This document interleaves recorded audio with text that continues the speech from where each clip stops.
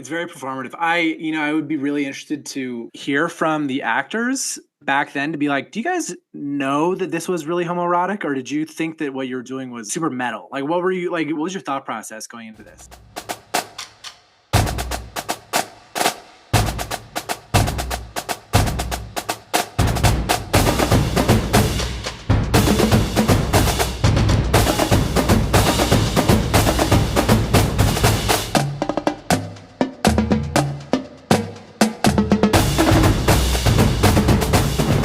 Today we're talking about Top Gun and Top Gun Maverick and why we almost joined the Navy. I have so many notes on this. Background notes, militainment notes, things I noticed from the movies. Can I do a little intro first to the first Top Gun and some of the info facts? Then we'll move Yeah, to let's do Maverick. that. Yeah. Top Gun came out in 1986, so it's originally based on an article written in 1983 about the California Flight School, the Top Gun program. So not based on a book, but this article. The director's Tony Scott, who did quite a few movies I recognize. Maybe you've seen some of these. He also did Deja Vu, Enemy of the State, which is a great one with Will Smith, Man on Fire, True Romance, Crimson Tide. The writers were Jim Cash and Josh Epps. They worked together on a handful of things like Anaconda, Turner and Hooch, Top Gun and Maverick. As far as the producers goes, there's only one that really matters these days, and it's Jerry Bruckheimer, but he was not executive producer. This was like early Jerry Bruckheimer as a producer. As far as the cast goes, Tom Cruise is Maverick, Kelly McGillis plays Charlie as love interest, Val Kilmer as Iceman, Anthony Edwards as Goose, Tom Skerritt plays Viper, the old ace, and Top Gun. Michael Ironside is Jester, John Stockwell Cougar, Barry Tubb Wolfman. Let's just get down to someone else, though. Meg Ryan plays Carol, who's Goose's wife. Mm-hmm. Yeah. And Tim Robbins from Shawshank plays Merlin, who we see towards the end of the film. And I have to call this out right now. Tim Robbins is like 6'5". He is not fitting in the cockpit of any airplanes. I'm sorry.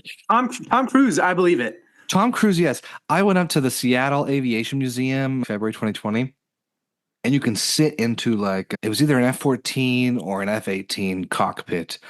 And I'm, a stocky Norwegian boy. I could not hardly fit in that seat, and I'm 5'11". There's just no way Tim Robbins ever fit in this plane. No. Either way, the movie had a budget of 15 million estimated, not counting whatever. We'll get there.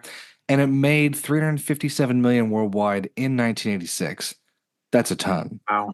And then, of course, I always go count for DVD and syndication, and this movie was always on. I will say this, it received middling reviews when it came out. Critics did not love it. And we can get into that with our own reviews afterwards, but not critically beloved, but it was praised by most people who saw it as just like a great movie. Last little bit of trivia. This film is credited with starting the home video industry. So before this movie, VHS tapes were priced $100 when they came out. This was like a luxury to own a VHS tape. So Top Gun partnered with Pepsi and said, why don't you just put a couple ads at the beginning of the VHS tape? And they brought the price down to $10. God bless Pepsi. Thank heavens, Pepsi helped us start the actual home video era. This movie got an Oscar for Best Song. Take My Breath Away by Berlin, written by my boy Giorgio Moroder. Wait, that song was written for this movie? For this movie. Damn, I didn't realize that.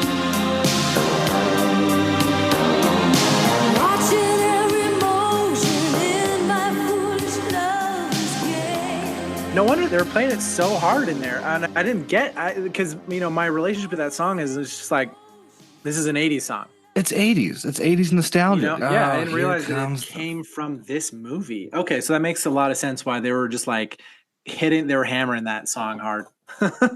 And again, Giorgio Moroder did the theme to Scarface. From Here to Eternity. He's kind of like the father, they call him the father of disco. He pioneered Euro disco, electronic music. If anyone saw Challengers this year, that's all just like mocking up what Giorgio Moroder did. Daft Punk helped write with him. Donna Summer Ooh, I'm in love, I'm in love, I'm in love. That's all Jojo Moroder. Anyways, here's the other thing. He also wrote Danger Zone, which was humongous. And Kenny Loggins had already done Footloose was before this. But Danger Zone kind of takes the cake when it comes to badass movie tracks. Anyway, let's talk a little bit about Militainment before we get into it. The Pentagon charged Paramount Pictures $1.8 million to use all the planes and aircraft carriers in the film, which sounds like a lot. You're like, okay, Yeah. Militainment, that's a lot. 1.8 million out of 15 million. All right, it's a chunk, but not a huge amount of the budget. Other fun facts, the Navy only authorized 2 actual missile shots to be filmed for the entire film. Oh, knowing that before rewatching it, every time these planes are firing a missile, it's the same shots. They just flip them horizontally, vertically, zoomed in, pulled back. That's all they're doing. It's the same exact shots. That's so funny.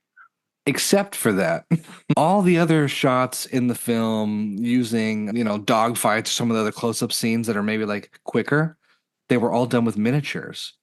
And the US military said it was way too realistic, and they did a full-on investigation on the company doing the miniature fights because they were like, hey, did you actually build real working missiles? Holy cow. So, anyways, kind of fun there. One person did die in the filming of this. Their plane did go Oh, wow. down, one of the cameramen. We talked about earlier how you get free B footage with Militainment unless you want to change something. This is one of those cases. The director was like, hey, I really want to film planes going into the sunset. Can we do this? And the admiral was like, if you write me a check right now for $25,000, we'll turn the carrier around for the shot. 5 minutes of shooting. He writes the check. They turn around. But following the movie, they did say, they were like, by the way, we knew the check was going to bounce. That was my personal account. It just bounced. We never actually paid them. So I kind of love that. That's funny. Last couple of things. Jerry Bruckheimer and Don Simpson, 2 of the producers, they actually allowed the military to have a say in storyline, how things were used, and even character dialogue when it came to this movie. So there was a lot of hands in this pie. And how did it turn out? Before we even get to the rest of our movie, the U.S. Navy stated the film's popularity resulted in a 500% increase in the number of recruits going into the Navy aviation program. That is insane. That's insanity. So, before we go anywhere, yeah, percent. So if you wonder, it's just entertainment, it's not really propaganda, there's your sign. No, dude, 500% increase. This is propaganda. Let's take a propaganda at the propaganda. Ha. Let me go first. I got my Please, first. please, Here's my I'm first ready. observation. Is the Navy a little gay? Thank you. In deciding how we're going to name this, I was like, these are the most homoerotic movies I have ever seen back to back. Genuinely, truly. Like, okay, so they buzz the tower, right? Yeah. And then they're in there, and the admiral is like really like angry at him or whatever, and he's like, "Ooh, I'd like to bust your butt, but I can't." And like stuff like that happens all throughout this movie, where like the angry authoritarian figure is like, "Ooh, I'd like to have your butt," or "Ooh, I'd like to chew you up and spit you out." I'm just like, dude, just like kiss him. The admiral says as he walks out of there, yeah, I'd like to have your butt. He then spills his coffee. He's like, somebody better find me some butts. I just, it's so thinly veiled. It's actually not thinly veiled. You watch it and you're No. like, okay, now hold on. This is like if Billy Eichner wrote Top Gun, like he practically Yeah. did. It is very gay all the way through. Am I being punked? Like, the amount of eye contact that Val Kilmer and Tom Cruise have where they're really close to each other and they're just like eyeing each other down. Like, is this a porno? Did I They get wanted to tricked into fuck. watching a porn? They wanted to fuck the entire movie. Every single time they got close, I was like, are they gonna kiss? Or are they gonna fight? And it was like this. And so I'm talking about it with my fiance, and she was like, why is it so gay? And not derogatorily, just strictly No, saying it's very homosexual. it's very gay. And I sat there and, there's something in the male brain and psyche where fight and fuck are so close that those wires just intertwine. There must be. I saw circulating on threads a quote about masculine culture, which does relate. So I'm just going to read it real quick. It's from Marilyn Fry. It's an essay in The Politics of Reality, Essays in Feminist Theory. She's talking about feminism and masculine culture and how they don't line up. I'll try and keep this quick. She says, to say that straight men are heterosexual is only to say that they engage in sex, fucking exclusively with the other sex, i.e., women. All or almost all of that which pertains to love, most straight men reserve exclusively for other men. The people whom they admire, respect, adore, revere, honor, whom they're intimate with, who they idolize, who they form profound attachments to, whom they're willing to teach and from whom they are willing to learn, and whose respect, admiration, recognition, honor, reverence, and love they desire, those are overwhelmingly other men. In their relations with women, what passes for respect is kindness. What passes for generosity is just paternalism. What passes for honor is removal to a pedestal. From women, they want devotion, service, and sex. But heterosexual male culture is homoerotic. It is man loving. Wow. Watching this movie, I was like, this is the quote of the movie. These men just love each other. They want so badly to fuck each other, they're just going to be best friends. Yeah. I don't love this one as much as I love Top Gun Maverick. Yeah, agreed. Um, I will say in terms of plot, the plot feels a little aimless compared to Top Gun Maverick. And that's just because Top Gun Maverick is so dialed in, and we'll talk about that later. But this one, it just kind of felt aimless. Like I wasn't really sure what they were driving to. Like, what was the plot driving to? I was like, is it a love story? What's going on here? You know what I meant? Especially with it being late Cold War, so we're not like officially fighting Soviets, but we are kind of fighting Soviets. It was kind of slice of life. I was like, so what if they become Top Gun? What's the mission? We don't know what the mission is. In fact, by the end, when they have a actual dogfight mission, it feels like an added bonus. We got to wrap the movie up. Throw something in there. That kissing scene between Tom Cruise and his love interest Charlie? insane. Yeah. There was whoever told Tom Cruise that we needed that much tongue from him should be fired. Tom, dial it back, dude. We don't need to see your tongue do that. It was a lot. Because, like, was that intentional, or was it just like, are we just watching Tom be Tom, Was Tom just a tongue boy? I don't know. Also, there was just so much angst throughout the entire movie. This is really emo. This is really angry teen boy who's in the military. When Goose dies and he's just like standing over by the window, just like frustrating. He gets like a single little well up in his eye and he's just like clenched fist. It looks really bad. Yeah. Another observation. Why is everyone so sweaty? Oh my gosh, so This is one of the sweaty. sweatiest movies I have ever seen. Everyone's just glistening and dripping at any moment. I know that film cameras and lights are hot. Interiors of these battleships, which are not the real interiors of battleships, should not have been so sweaty. Every meeting, everything they're doing is sweaty. And I've got to say, I am a hater on this one. The volleyball scene is not hot.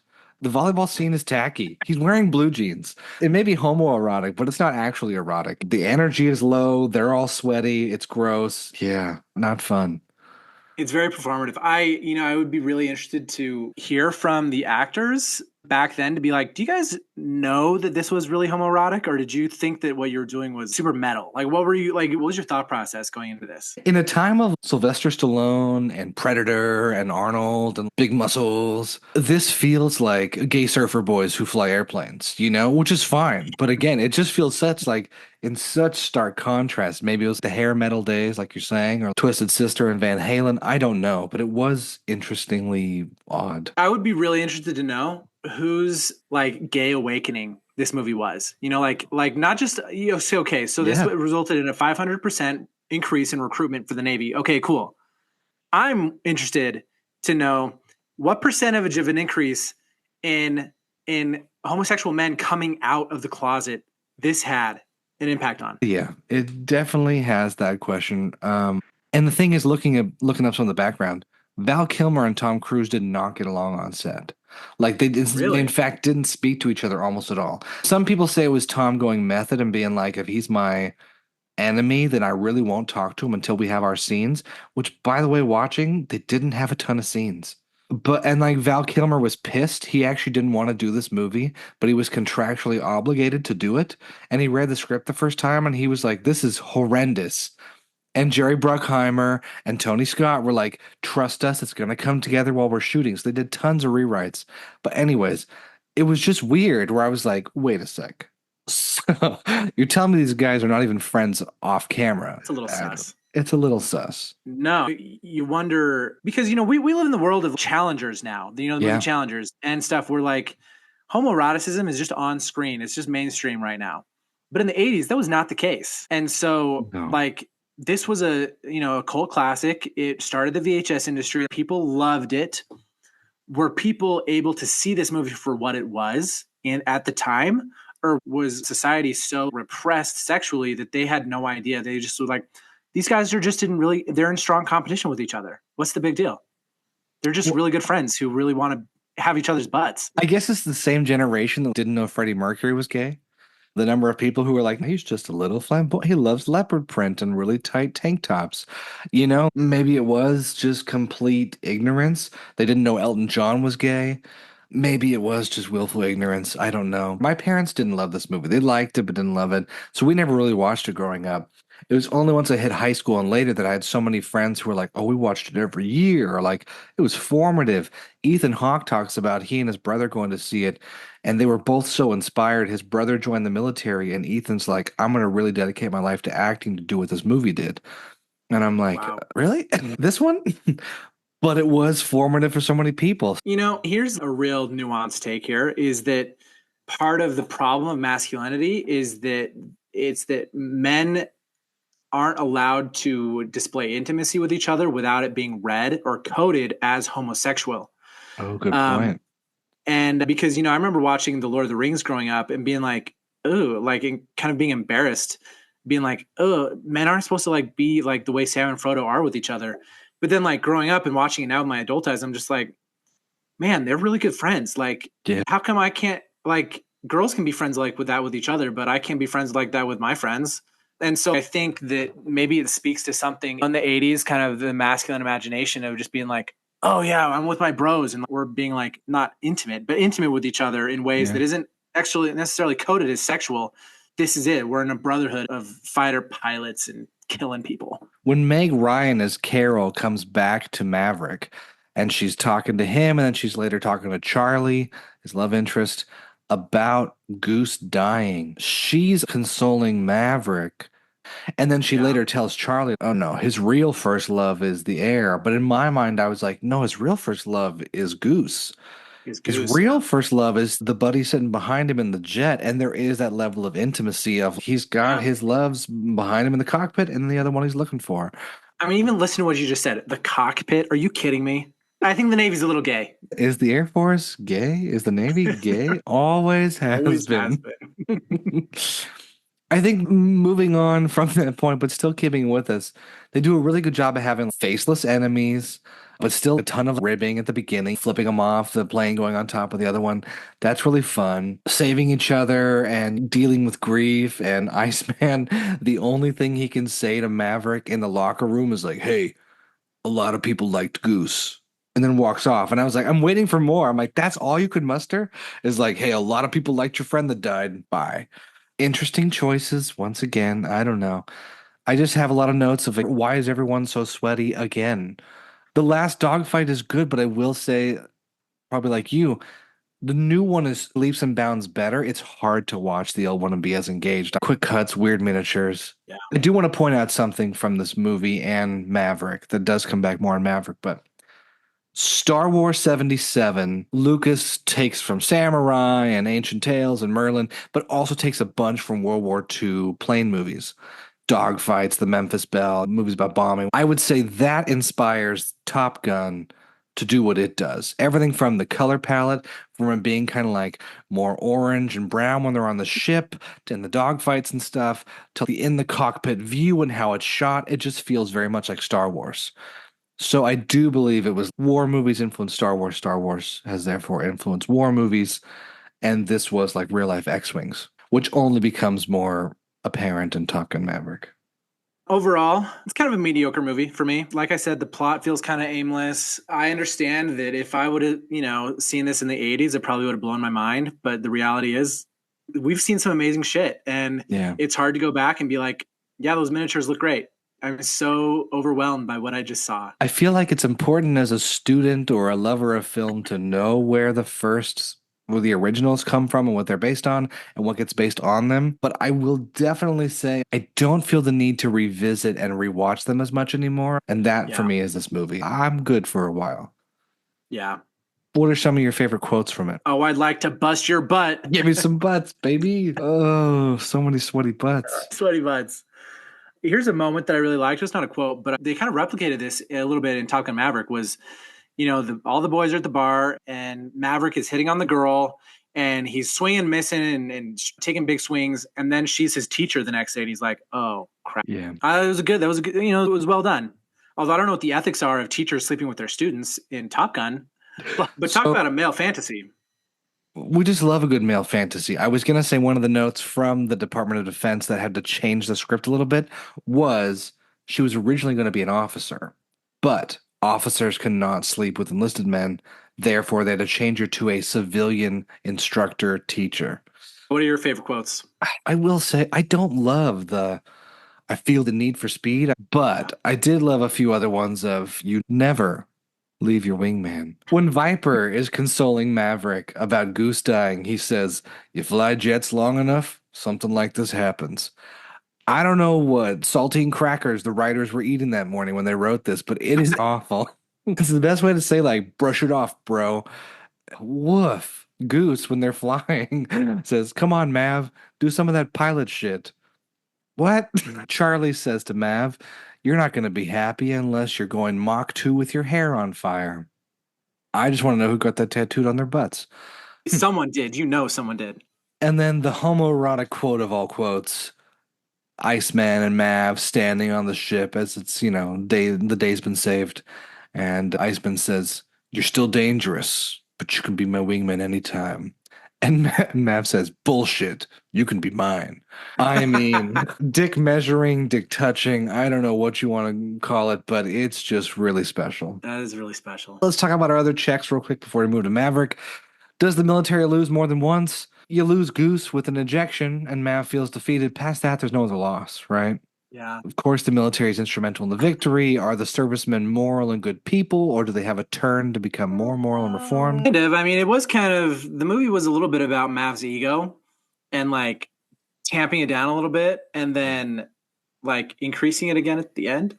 So kind of. Maybe. Goose is the personification of innocence and morality, and the death of Yeah. Goose is the death of innocence, where he has to like shape up and then do his thing and do it right. So it's a Yeah. little Han Solo-y. But you're right. Yeah. I was trying to figure out like D&D, is Goose the natural good? Is Iceman the lawful good? And Mav, I don't know. It just was too homoerotic. Your brain was a little scrambled. It was scrambled. I was asking questions, not about myself, just in general. Stylistic shots, every damn one. The whole thing was stylistic Yes. and sweaty. Again, yeah, maybe they just thought by turning on the male audience, they'd want to join the Navy, and apparently 500% they were correct. I mean, you can kind of see where Michael Bay got it, right? Because like people are Yeah. sweaty in Michael Bay's movies. He just loves the sweat. There's a sweaty in the sunset shots, and there's something about the man and the machine and the sweaty and the muscles where you're just like, oh my gosh, what am I watching? What am I feeling right now? But Tom Cruise is Megan Fox in this one. He's wearing blue jeans playing volleyball. Tom Cruise is Megan Fox in this. You're right. We've talked Top Gun. Let's talk Maverick really quick. Directed by Joseph Kosinski, who does Oblivion with Tom Cruise as well. Have you seen that one? Oh, love it. Love that movie. Tron Legacy, kind of fun there. We have Cash and Epps returning as writers, but joined by Peter Craig, who wrote The Batman with Robert Pattinson. Fantastic. The Town, 12 Strong, Hunger Games Mockingjay 1 and 2. We have Jerry Bruckheimer back. Just a note for all the nerds who just love to know whatever. Another producer is Chris McQuarrie, whose dad was Ralph McQuarrie. Ralph McQuarrie did all the concept design for Star Wars, and his son Chris is a producer and writer and works with Tom Cruise exclusively. So Chris McQuarrie's worked on everything that Tom's been doing. Kind of fun. He does all the Mission Impossible stuff now. There's a huge cast. Main cast: Tom Cruise as Mav, Miles Teller as Rooster, son of Goose, Glenn Powell, your fave, as the Hangman, Jennifer Connelly as Penny. This movie is just a fantastic example of Now the military has even more influence and even more money to spend. What does that look like for us as propaganda receivers? And this movie, I think, delivered even more propaganda. It did, and it delivered it really well because this movie's amazing. It's really like in an era of reboots and sequels, this one really one-upped itself. It is in the realm of very few movies where the sequel is better than the original. I'm thinking like Blade Runner 2049, Top Gun Maverick, like whatever. This one was it's better than Top Gun. It's better than the original, like hands down. I remember seeing trailers for this like before the pandemic, and I think it was delayed because of the pandemic, right? It was, yeah. I remember seeing it that summer. I might have seen it in theaters like 3 or 4 times, Oh, baby. just because like it was returned to the theaters, and I'm going to see this in IMAX. I'm going to see this on like the biggest screen that I can, and just being really overwhelmed with it. It was so well done. Yeah, I mean, it was the hit of the summer, and movies are back. The movie star is back. You had that scene at the beginning with the star, Dark Star. Thank you, Dark Star. From the jump, this movie just says, we're here and we mean business. Stylized, sexy, Tom Cruise in the hangar with a nice chrome P-51 Mustang sitting behind him. You knew from the jump, you're like, oh, this is different. And I will say, unlike a lot of movie franchises that just go back to back, where the second one's nothing like the first, I'm thinking Die Hard, I'm thinking Terminator, Mad Max, where it just takes some of the slivers of ideas and jumps a different direction. This still feels like a successor. It just has way more direction and it has much better writing, I will say, all the way through. And I don't know if it's Yeah, just Peter Craig or if Cash and Epps just had, 40 years and they're like, oh, here's how to sensibly write a movie. yeah. So the opening scene, the Dark Star, Yeah. that is probably a textbook worthy, perfect opening scene.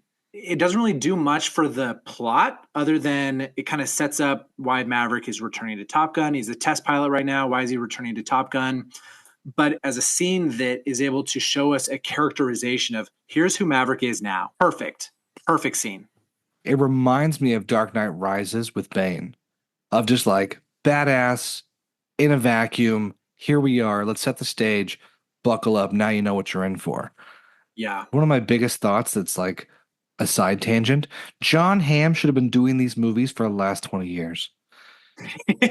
I don't know what his agent needs to be fired, refired, hired, refired. He's so perfect in his role as just like the Yeah. military asshole. And I think the entire cast shows up. When the movie was first being made, they were telling us it was more a story of Miles Teller and Tom Cruise is there.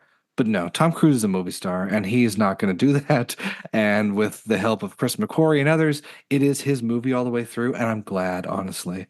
It would have been more boring if it was just a Rooster Miles Teller story. Yeah. Yeah. I think what makes this movie really good for me that I love is I mentioned this in our kind of our Alien Romulus, where there's kind of a plot reason for an escalation of the plot, like, Yeah. a plot timeline where, like, oh, the ship is going to run into the rings of the planet or whatever. In this one, the whole plot revolves around they want Maverick back at Top Gun to teach this mission that they need these recruits to go on to go blow up this munitions factory that's enriching uranium, right? This is such a good plot device because essentially you create this really interesting relationship with the audience where, in the first 5 minutes or, the first 5 minutes of Mav being back at Top Gun, you get the structure of the movie. They're like, we need to Oh, yeah. teach people how to fly in, fly up this mountain, curve over the top, blow up the thing, and then escape out of there. And so it's like, okay, we know what the entire structure of the movie is going to be. Maverick is going to be teaching this maneuver to the students. And what that does is it kind of lets the audience not guess so much about where the plot is going to go. And it allows us to care about the characters as the characters fill in the space provided by the plot. Which is a story device we may have talked about before, but many screenwriters talk about it can be good to spoil the end from the beginning and fill in the blanks because the human brain likes that puzzle more than open-ended. I know a lot of people gave this movie some flack, not enough to do anything to its success and popularity, but it is just the Star Wars Death Star run as an entire Yeah. training sequence, and I don't care. It's fantastic. I don't know why that would be a problem. It's We not a love the problem. trench run. Once more, with what influenced what, Kozinski specifically points out, the director, he's like, it wasn't something I like thought about heavily during production, but when we made Top Gun, they were like, Star Wars is an inspiration. When we made this one, we're like, we want even more of that DNA in our new movie. And they definitely got it. And I'm just going to say this. Patty Jenkins and her Star Wars Rogue Squadron, which is just now we're going to take Top Gun Maverick and bring it back to Star Wars. That's been in development hell. That's not going to come out to 2027, whatever. I don't think it has any chance to top this, even though it's Star Wars. I think that almost gives it worse because this did it better than Star Wars ever could. It's real. Tom Cruise is fantastic, a clear mission, and it makes it fun. I found myself smiling more through this movie than I have in a long time. Of just like the training, the push-ups. Okay, yeah, even the sweaty football scene is more believable and lovable this time. It was more believable and lovable than the volleyball scene in the Yep. original, Yep. and probably more homoerotic, honestly. I can't tell you how many people on Twitter over the course of that summer where it came out, where Miles Teller like jumps and does his little dance thing when his muscles are there. Like Yeah. everyone was swooning over that little 1 second clip. Yeah, that was an awakening for a lot of people on both sides of that fence, or Sides of that all, fence. all sides of that merry-go-round. Yeah. Do you believe it is still homoerotic? Maybe a little bit, but it's not nearly as centered as it was in the first one. Agreed. The homoeroticism was barely even there. Like even between, Rooster and Hangman, Glenn Powell and Miles Teller, that one was more just like a rivalry that they kind of had because Glenn Powell's character just thought he was the shit. And there wasn't a whole lot of like, oh, I'm gonna get your ass. I'm gonna chew your butt or whatever. Yeah, you're right. It's much less. They really do turn away, and it's like more serious, more jovial, more just friends. Yeah. Okay, buddies. I will say the connections outside of Tom Cruise and Miles Teller seem a lot weaker between all the other members of the cast. In terms of our qualifiers for militainment, are they moral people?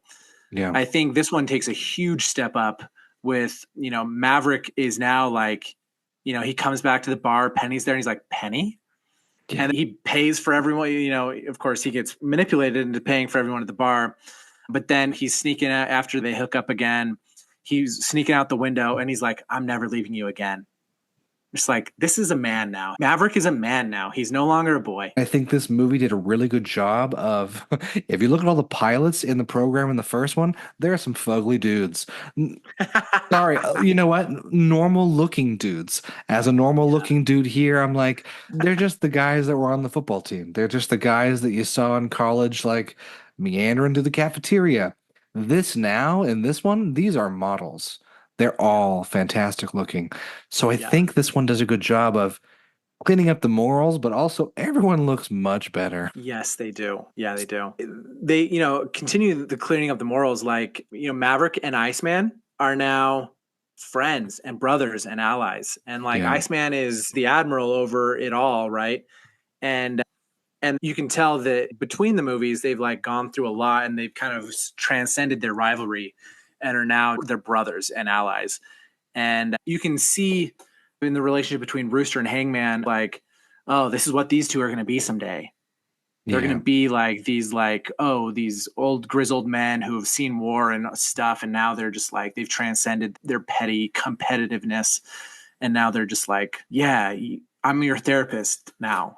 Which is kind of that intimate male friendship that we needed to see paid off, right? Yeah. And it almost felt like, and this sounds a little silly, but it almost felt like the filmmakers plus the DOD were telling all of America and the world who loved the first one, hey, we all grew up, and here's how it looks when you grow up.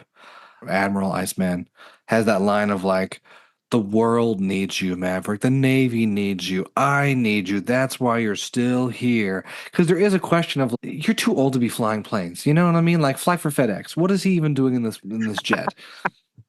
But it's this moment of like we still need the hotshot pilot who is now matured to help everybody else mature and be good. Ah, okay, goodness. It's a good payoff, like you're saying. I will say, so the one thing that I think, I don't know if it would have improved it, but I would have been interested in a version of this. So in the beginning with character where he's like, at some point we're going to have drones flying these missions, but for whatever reason, right now we're still using humans. And at the end, when they're like, oh, they've got 5th-generation fighters, I think it would have been better if those were drones. It would have been. I mean, maybe not better. I don't know. It would have been interesting if those ended up being drones. They had to leave something for the third movie, but you're right. It would have been more interesting.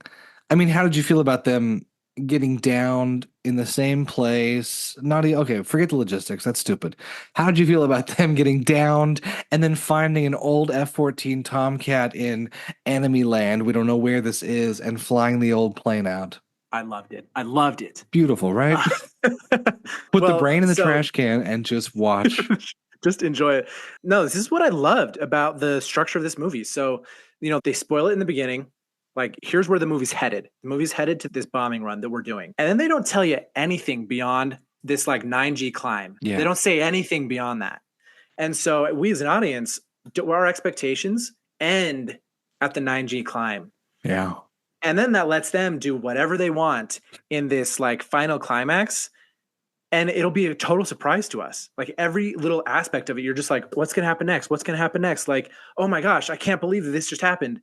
And like, phenomenal. I just think that is so good because you're just like, oh no, Maverick just got shot out of the air. And then I think like, well, I guess he died. Yeah. I guess that's the movie. And then no, it's not done yet. And then it just keeps doing this thing of like, no, it's not done yet. No, it's not done yet. No, it's not done yet. Because was like, oh, maybe the sequel is going to be like a behind enemy line sort of thing with Rooster and Maverick. Nope, not done yet. Nope. No, he comes back. He gets shot down. He saves him from the helicopter. And then they find an F-14. And then they launch it. They are able to get in the air on this crazy short ass runway. Like it's insane. Yeah. It's beautiful. Insane, beautiful, maybe not realistic, but who cares? Yeah, I remember being in theaters when he got shot down. I was like, oh my gosh, they did it. They killed Maverick. He's done for. And then, like you're saying, the accordion with which they're like, is this the end? They shot one down. Oh, no, it's not the end. And I still feel like even with Hangman coming in with the last kill, right? It didn't cheapen it for me. I wasn't like, oh, hand of God. No, I was like, oh, that's right. He would have been in the air already. Of course. You know what? Fantastic. No, that was a perfect little surprise for us because, I've watched it back a number of times and I'm just like, so what point does he make the decision? Because I remember they're like flying back to the carrier and Glenn Powell's in the cockpit and he's just like, do I have permission to engage? And they're like, no. So I'm like, okay, so that they just kind of told us right now that he has the capacity to get in the air right now. And so when it happens, you're like, oh, right. You're right. Of course, that is a total like Hangman Glenn Powell character thing to do is to get in the air and save their asses right at the end because he wants them for himself. Yeah, honestly, in watching this movie too, behind the scenes, it's no wonder that Tom Cruise and Glenn Powell became best buddies and not Tom Cruise and Miles Teller. You can just tell, you're like, oh, they're both having fun out here. Yeah, okay. They're more fun characters, no stiffness. I think this movie has tons of good quotes, but it's less shticky than the first one. Yeah. I think they definitely feel like real people could say them. We have, some fun quips of like, please don't tell me we lost an engine. And Tom Cruise is like, all right, I won't tell you then. Like that whole scene of Rooster being stressed out in the back trying to turn the radio on as Tom Cruise is flying is great because we're all Rooster. We're just like locked into a cockpit with Tom Cruise. Like, all right, here we go, Maverick, do your thing. Yeah. Yeah. He repeats the same line, do some of that pilot shit. I'm like, of all the lines to bring back. Or when he's in the first training dogfight with the recruits and he's like, okay, Maverick, try not to get fired on your first day. Yep. It's like why is that line so good? He did such a good job with that. He ate. Damn.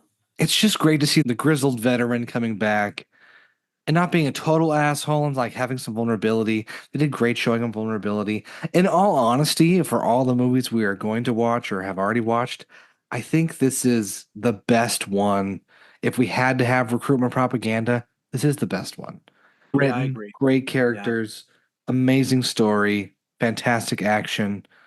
If you're going to join from this movie, I get it. You know what? Go for it. I get it. Maybe don't join for Battleship. No, not for Battleship, because it's probably not that fun. My two lines that I wrote down one came from the Dark Star scene, the opening scene. Yeah. where they're launching the Dark Star without a permission because the admiral's trying to come and shut them down. And the guy on the ground is like, Mav, we all know what happens to you if you do this. And he's like, I know what happens to everyone else if I don't. Yeah. What a line. What a line. What a good guy. And it lets us know exactly who, Maverick is. Maverick is the guy who's going to sacrifice himself for the sake of everyone else. Yeah. Beautiful. Beautiful. And then after they're doing the training dog fights, Rooster's doing push-ups, and he's like, why did he, someone was like, why did he get shot? Like, he didn't need to do that to get shot. And then the lady's just like, now you know a little something about Rooster. Yeah. Awesome. Just a fantastic line. And it is like, oh, so Maverick and Rooster are the same in that they're very self-sacrificing for the sake of everyone else. Yeah, Fantastic. it's real American heroes. That's honestly what we idealize when we think about the armed forces. And I know having a brother-in-law that served or really good friends in the Marines right now, I'm like, this is what I hope for, right? And I know it's like hero worship or otherwise, but you just watch it and you're like, yeah, that's good. If we have to propagandize, that's a good figure there. Yeah, it is. My last note was the soundtrack is so good. So good. Like Lady Gaga, and I think it's Hans Zimmer and Lady Gaga together, they collaborated. They took the soundtrack from the first one and then only improved on it. I was gonna say, yeah, the first one was like fun but cheesy, 80s and synthesizers, okay. Where this one, it's like, oh, you kept the heart of it and made it better. Yeah. Yeah, the rest of our criteria we already know. Do they lose more than once? They're separately downed by some of the surface-to-air missiles and jets, okay. They get out of it at the end. Of course, they're instrumental, much more moral, clean, and safe, right? Good and clean. People you would like to be like. And the stylistic, I counted like a OCD person I am. The first movie's intro is 4 minutes long of the deck. They're, all the B footage. They're firing off the planes. You got the music. You got Danger Zone. This one is 3 minutes and 1 second doing the exact same thing, just like a parody. It's fantastic. So I think like you can definitely tell Tony Scott and the others loved the first movie and wanted to like honor it while doing something 10 times better, and they did. Yeah, I think if you could take the stylism of the opening Dark Star scene and just turn it into a potion that I could put into my veins, I would love it. I would love it. Yeah, we don't get enough movies like this, which is why it made so much money at the box office. For being a quote dad movie, it had huge appeal to everybody. Everyone I talked to loved this movie. I just think it's pretty rare we get something so wildly appealing, and honestly, it was non-problematic. There was nothing you could be all that mad about, No, it was so good. Star Wars Death Star, who cares? Who cares? It was fantastic. All right, Top Gun, do you enlist? The first one. No, I think I am so put off by the over competition, the toxic competition of like, who's best? No points for second place. I would have just been like, no, I don't need to be a part of that culture. Nope. Top Gun Maverick, 100%. Yes. Right? Absolutely. Absolutely sign me up. If I was 12, 13 when this movie came out and was unsure what to do and I like had military family, it'd be really hard not to heavily consider this, Yeah. They're not giving recruitment statistics after this movie, so they have not published a big report on what this movie has done for recruitment. But I think in the next 5 to 10 years, when we get those numbers back, that will be really telling as to what the impact was. Yeah. So what's our big takeaway? What's our hit line? Last week was Rule of Cool. I don't know. Sex sells. I think the Navy's a little gay. I don't know. It's like growth. It's growing up. It's maturity. Join the military to grow up. Join the Navy to grow up. But that's what happened. Like we all want to be Maverick in the end, but look at where he started. Yeah. He started as like a hot-headed guy who needed to go Mach 2 with his hair on fire. And now he also needs to do that, but he's never going to leave Penny again. Join to grow up. Last week, the Rule of Cool. This week, it's join to grow up. Next week, we've got an interesting combo of movies based around 9/11, honestly. We have Pearl Harbor, which came out May 2001. And then we have Black Hawk Down, which had a limited release on December 28th, 2001, but a more wide release in January 2002. And these movies really kind of bookend getting attacked being the United States.